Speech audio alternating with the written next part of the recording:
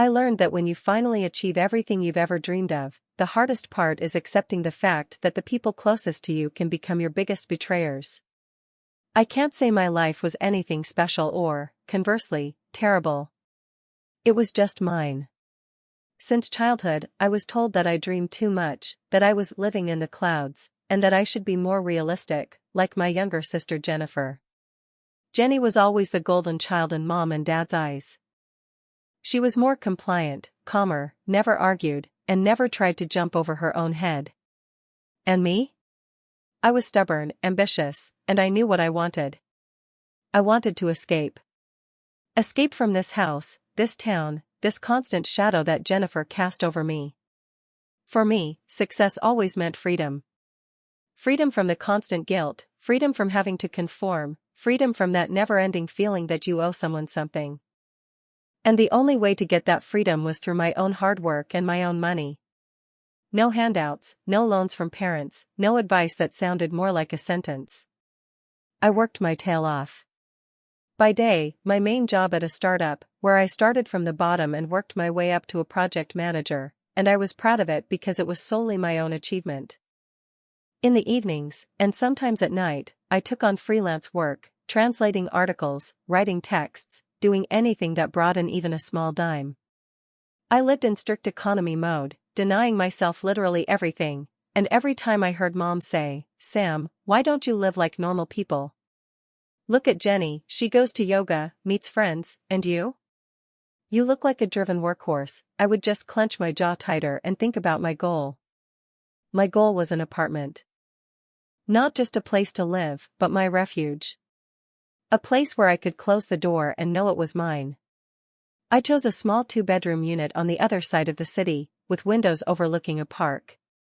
There was a lot of light and a feeling of space that I desperately lacked in our old house, where every corner reminded me that I should be grateful for what I had, even if it was suffocating me.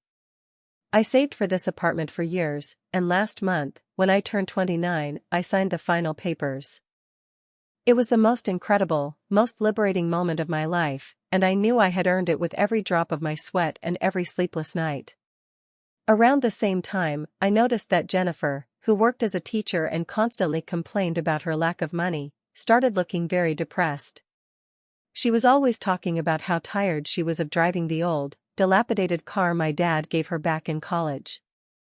I saw how she envied our mutual acquaintances who were buying new cars.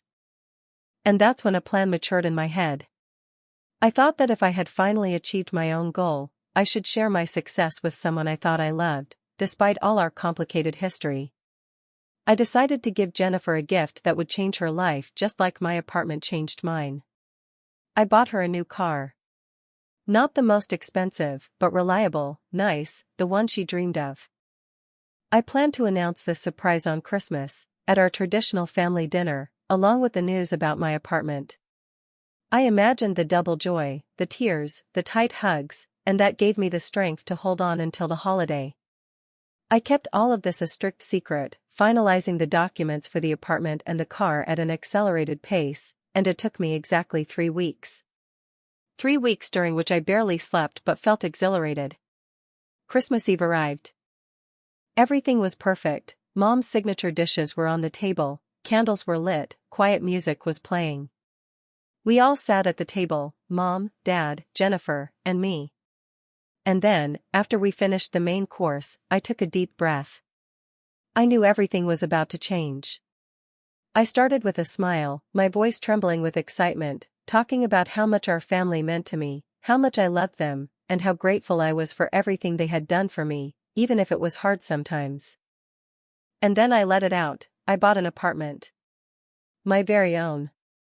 I'll finally be able to move next month.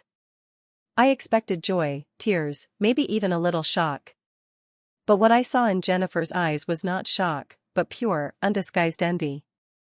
The silence that fell over the table after my announcement wasn't the kind of comfortable pause you get after a good meal. It was heavy, suffocating, like a blanket thrown over a bonfire.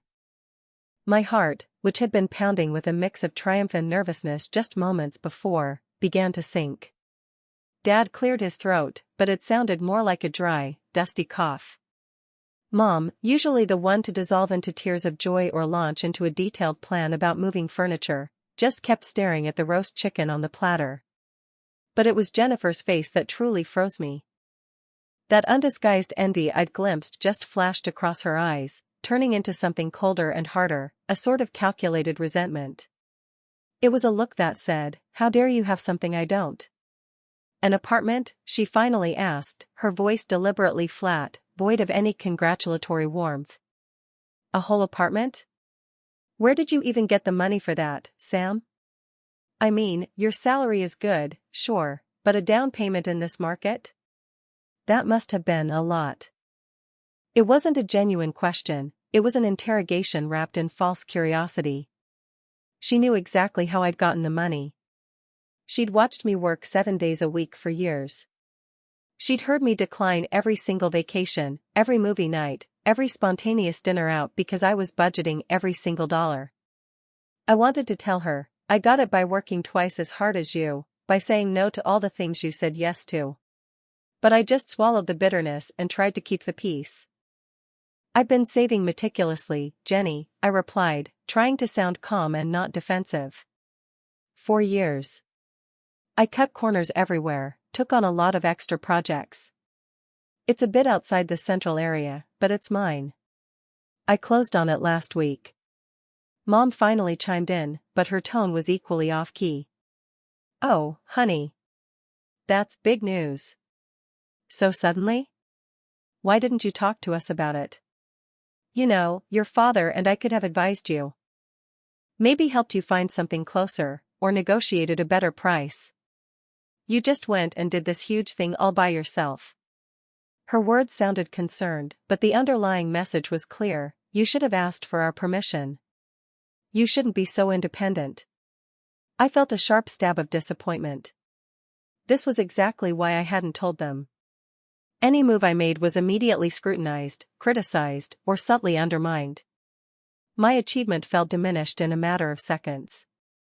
I was ready to just drop the subject, but then Jennifer pressed harder, leaning across the table toward me. "So, you're just going to leave?" she asked, with a dramatic sigh that was entirely too loud for the room. "Just pack up and go? What about us?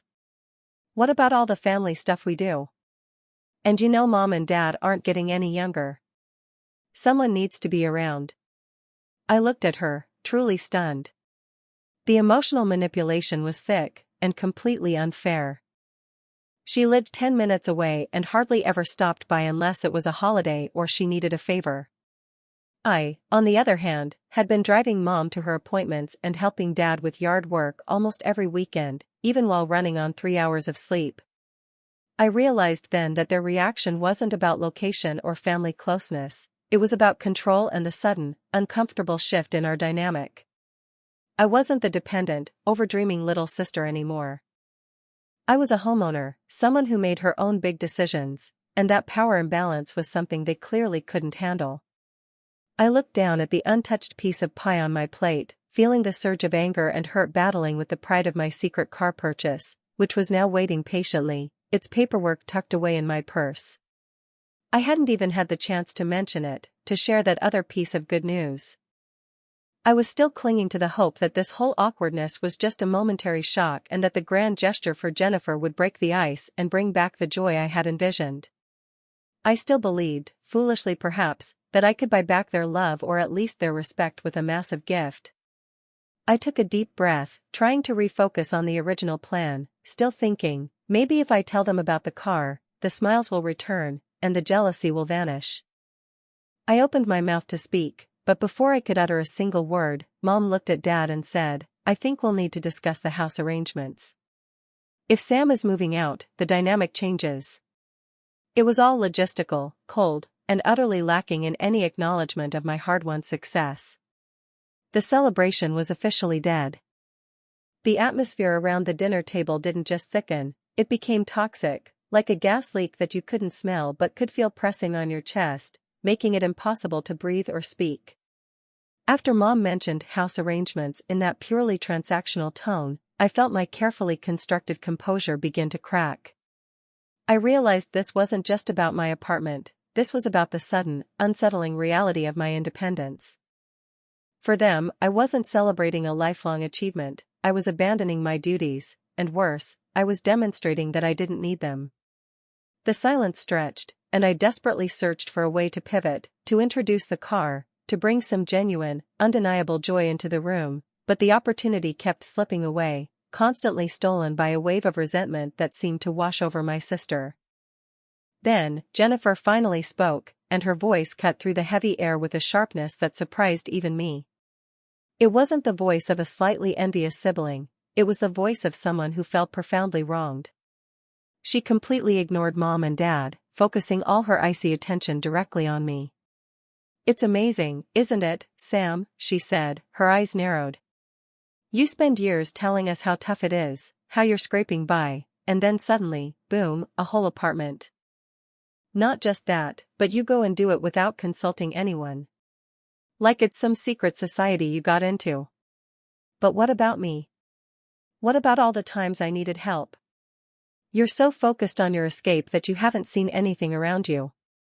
Her words hit me like a physical blow, not because they were true, they weren't, but because they were so completely calculated to inflict maximum pain and guilt. She was always the one being financially supported, receiving gifts, and constantly borrowing money which she never quite paid back. I was the one who worked 3 jobs. I felt the heat rising in my face, a dangerous mix of humiliation and pure, righteous anger. This was the thanks I got for years of quiet sacrifice and for the huge, incredibly generous surprise I had waiting for her just outside. I tried to defend myself, keeping my voice low and steady. "That's not fair, Jenny. I've always been there for you. You know how hard I've worked. This apartment is the result of 4 years of literally putting every extra dime away. I was trying to make sure I was financially stable, not just for myself, but so I wouldn't ever have to rely on anyone else. It was important to me." "Important to you? Everything is always about you, Sam," she sneered, dropping her napkin onto the table with a theatrical flutter. "You get your fancy new title, your fancy new apartment, and you think you're better than everyone else, don't you? You think you've made it and we're all just stuck here, holding down your old life while you fly away." I looked at Mom and Dad, pleading with my eyes for them to intervene, to remind her that it was Christmas and that this was beyond the pale. But they just sat there, passive, letting the conflict play out, which only fueled Jennifer's growing hostility. Then she leaned back in her chair, crossing her arms, and delivered the final, devastating blow, the one that truly shattered the holiday and my heart. "You know what, Sam? Fine. You got what you wanted. You bought your freedom. But you should leave and never come back. If you're so independent, you don't need us, and honestly, we don't need the reminder of how successful you are right now." The words echoed in my ears, "Never come back." They didn't sound like an emotional outburst, they sounded like a permanent expulsion. I stared at her, tears stinging my eyes, not of sadness, but of utter shock and betrayal. She was looking at me with a cold, almost triumphant expression, completely oblivious to the fact that just 20 feet away, parked around the corner, was the brand-new, metallic blue car with a big red bow on it. The car I had spent the last week arranging to buy and register under her name. I opened my mouth, a gasp escaping instead of the joyful confession. I just needed to say, "But Jenny, I bought you a car too." The thought was there, burning on my tongue, the key to unlocking this awful tension, the proof that I wasn't just selfish and that I did want to share my success. But the cruelty of her final words had paralyzed me.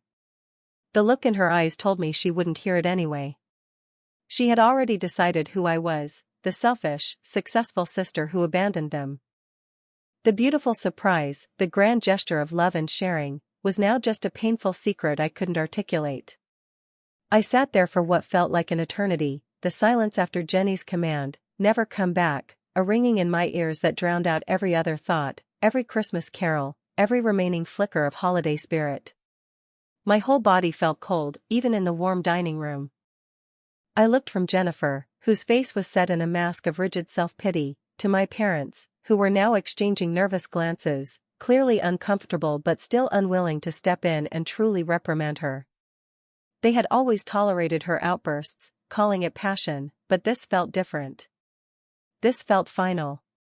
It was a complete dismissal of my existence and my efforts. I slowly pushed my chair back, the harsh scraping sound on the wooden floor echoing in the sudden quiet. I didn't rush.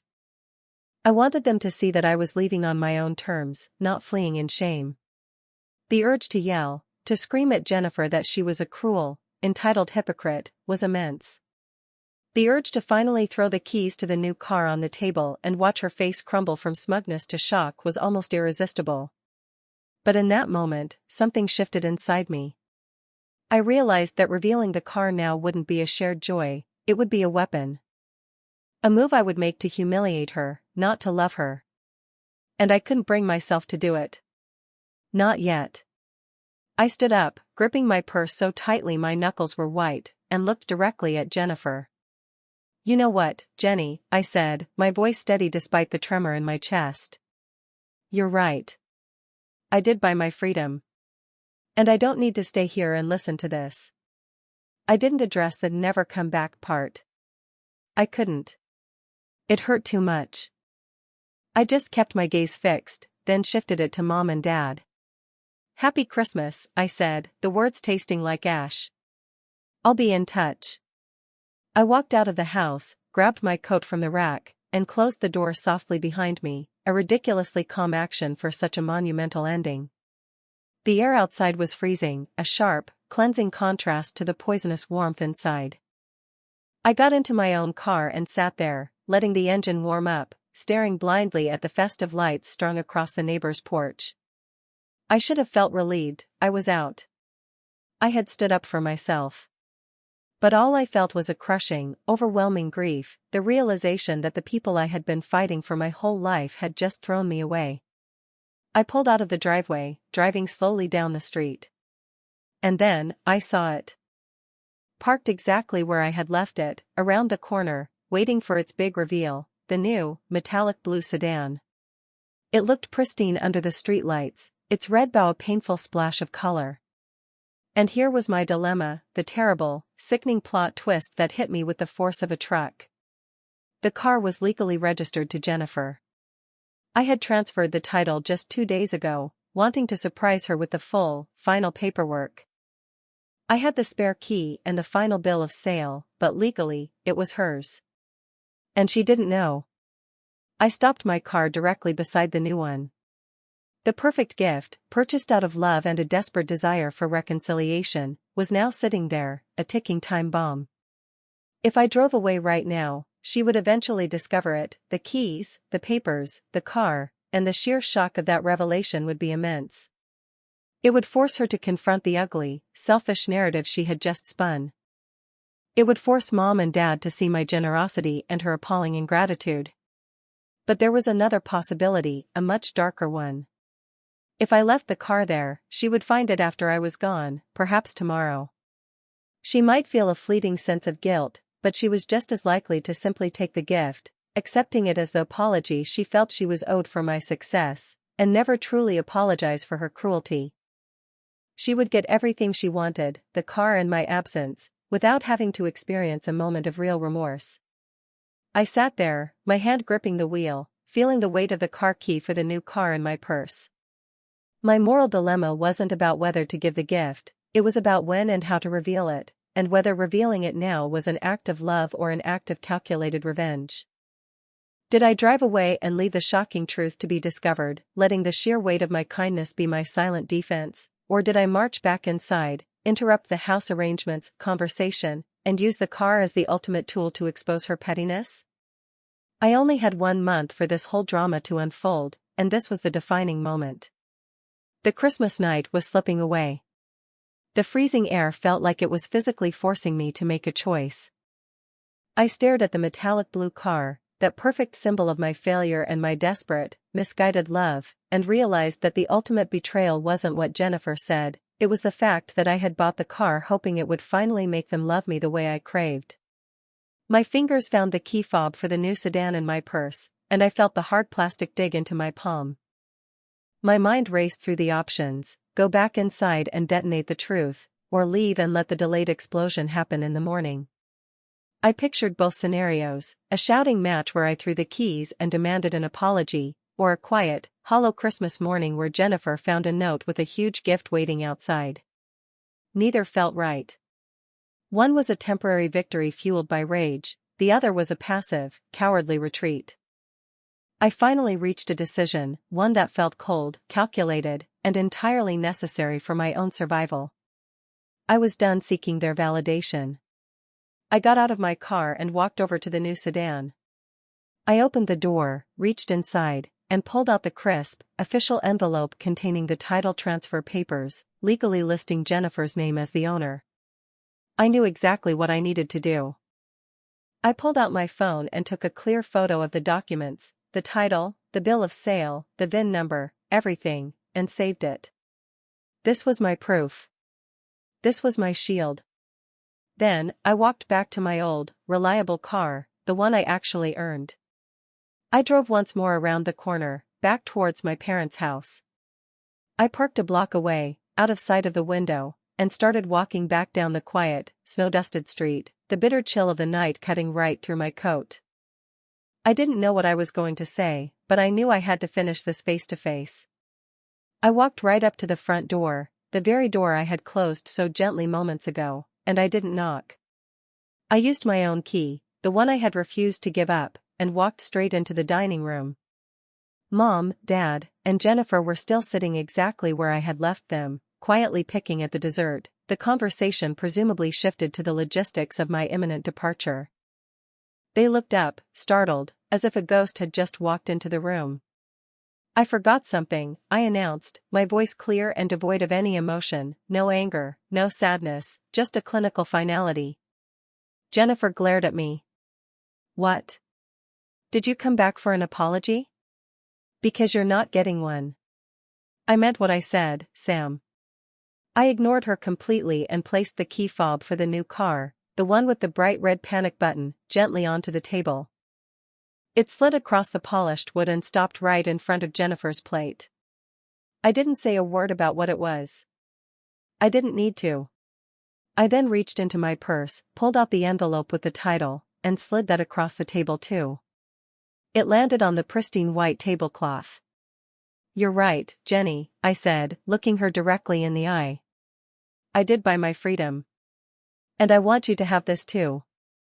I gestured vaguely toward the key and the envelope. It's yours. A Christmas gift. It's registered in your name as of 2 days ago. The silence that followed this time wasn't heavy, it was a vacuum. Jennifer's face went from contempt to utter confusion, then to a shade of sickly white. She picked up the key, her fingers trembling, and looked from the fob to the envelope, then back to me, the realization hitting her like a physical shock wave. Mom gasped softly, covering her mouth with her hand, and Dad finally stood up, leaning over the table to see the paperwork. A car? Samantha, you bought your sister a car? Mom whispered, the sheer scale of the gesture finally registering. I just nodded, keeping my focus locked on Jennifer. Her composure finally shattered. She dropped the key and the envelope as if they were burning her, and she broke into heavy, gasping sobs, but they weren't tears of gratitude or even guilt, they were tears of profound shame. She hadn't expected the consequence of her cruelty to be such devastating, undeniable proof of my generosity. She had been caught in her own trap. I looked at the crumpled form of my sister, at my shocked parents, and felt nothing. The emotional well was dry. I had done what I came to do, I had shown them who I was, not with words, but with an action that completely contradicted the ugly narrative they had built around me. I picked up the coat I had left on the chair, retrieved my original car key, and turned to leave for good. Don't bother calling me to say thanks, I said, addressing no one in particular. I'll be busy moving into my own apartment. I walked out for the second and final time that night, leaving the car keys and the title on the table, a monument to their fractured family dynamic. The knowledge that I was moving out in the next few weeks, into a home I bought for myself, was no longer just an escape. It was a complete self-reclamation. I got into my car and drove away, not looking back. The new car remained parked around the corner, a beautiful, unwanted blue symbol of a love I had finally stopped trying to buy. As I drove toward the city, toward my own empty, sunlit apartment, I realized that the hardest kind of freedom isn't the one you buy with money, it's the one you gain by letting go of the illusion that your family needs to be anything other than what they are. I had bought a car for my sister to make her happy, but in the end, I had only succeeded in buying something much more valuable for myself: peace. It was a lonely kind of peace, but it was profoundly and irrevocably mine. The month was over, the battle was lost, and the war for my own life had just begun.